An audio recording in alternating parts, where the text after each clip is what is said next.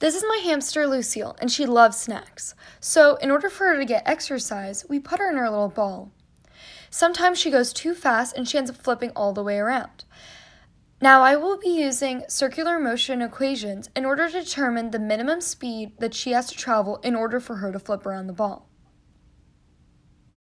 This is a 1 meter stretch where I will be putting Lucille in her ball and having her run down it in order to try to find her average velocity by using the seconds it takes her to get to a certain amount of meters. Lucille, come on, come on, come on, come on, come on, come on, come on, you're so close, you're so close, you're so close, come here, come here, come here, come here. Good girl.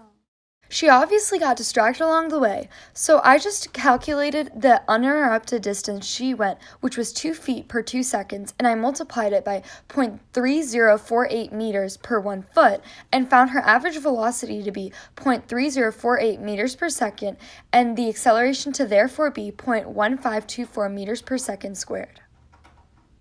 Knowing that 1 inch is equal to 2.54 centimeters, I was able to calculate the radius of her ball. Using the internet as my resource, I was able to also find the mass of a full-grown Dungarian dwarf hamster, which ended up being 0.024946 kilograms. So cute. Finally, I was able to calculate the acceleration due to gravity because g is equal to 9.8 meters per second squared, as we discussed in class.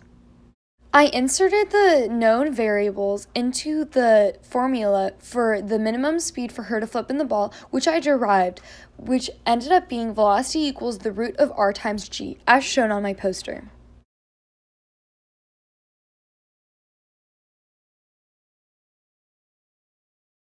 If Lucille usually travels 2 times her minimum speed, then what is her apparent weight, or how heavy does she feel? I derived the formula to be f of n equals mv squared plus mgr all over r, but instead of using regular velocity, I did 2 times the velocity since she's going 2 times her minimum speed. Then I plugged in all of the calculations and all for the variables that I found. This is shown also on my poster, as well as all the free body diagrams that I have made for her. Here she encounters the force of friction because she is coming into contact with my rug. Next, f of g and f of n both point towards the center of the circle because f of g always points down and f of n points towards the center of the circle. The same thing applies to here, how f of n applies towards the center of the circle.